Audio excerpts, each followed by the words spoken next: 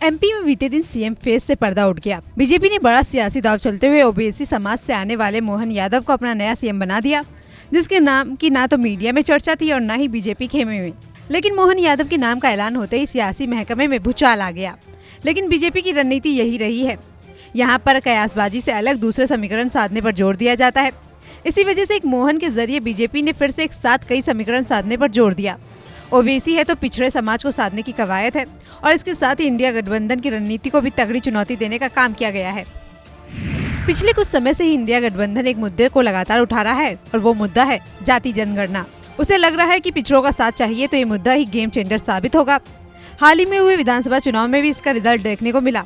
3 हिंदी पट्टी राज्यों में कांग्रेस को बुरी हार का सामना करना पड़ा। ये सारे राज्य वो थे जहाँ पर ओबीसी पॉलिटिक्स जोरों पर चलती है। एक तरफ राजस्थान में इनकी संख्या 48% के करीब है, तो दूसरी ओर एमपी में ये 43% के आसपास है।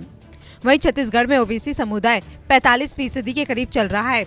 लेकिन तीनों राज्यों में मिली हार ने बता दिया कि जनता ने ना तो जाति जनगणना के मुद्दे को गंभीरता से लिया और ना ही राहुल के उन बयानों को तवज्जो दी जहां वो पूछते थे कि मोदी के कितने अधिकारी ओबीसी हैं।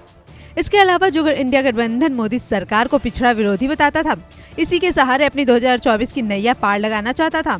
मोहन यादव पर दाव लगाकर बीजेपी ने राहुल समेत उन तमाम विरोधी दल को मुंह तोड़ जवाब दिया है। बीजेपी का ओबीसी चेहरा है, जमीन से उठे हुए नेता है और अब वो बीजेपी के लिए सबसे बड़ा नैरेटिव सेट करने का काम करने वाले हैं।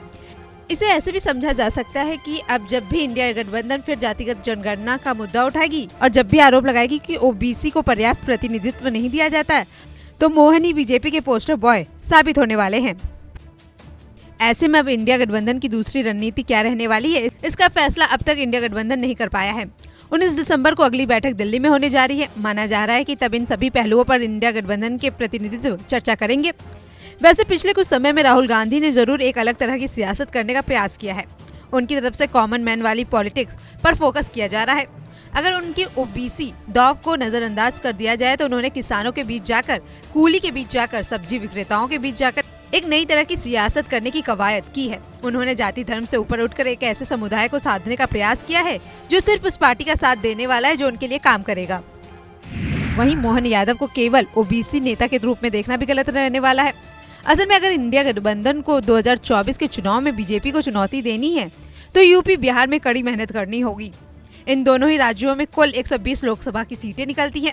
अब बीजेपी ने अपना पहला यादव मुख्यमंत्री बनाकर बिहार में आरजेडी तो वहीं यूपी में सपा की नींदें उड़ाने का काम किया है। ये बताने की जरूरत नहीं है कि बिहार में आरजेडी और यूपी में सपा यादव वोटर पर अपना अधिकार समझती है। ये मानकर चला जाता है कि इस समाज का ज्यादातर वोट इन्हीं पार्टियों को मिलेगा। लेकिन अब मोहन यादव ने बीजेपी को भी उस समुदाय के बीच पैठ जमाने का मौका दे दिया है।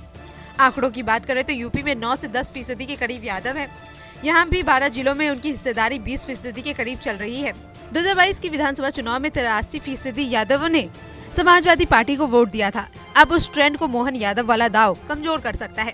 इसी तरह अगर बिहार की बात करें तो वहाँ पर यादवों की संख्या करीब 15% है। यहाँ भी कई सीटों पर उनका दबदबा काफी देखा जाता है। यानी कि आरजेडी और बीजेपी के बीच इन्हीं सीटों पर आगामी लोकसभा चुनाव में सबसे कड़ा मुकाबला देखने को मिलने वाला है।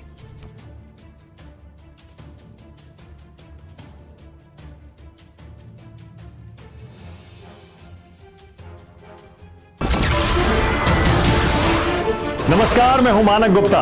अगर आपको हमारा ये वीडियो पसंद आया हो तो इसे लाइक और शेयर जरूर करें और हाँ, हमें सब्सक्राइब और फॉलो करना ना भूलें ताकि आप देश और दुनिया की कोई खबर मिस ना करें।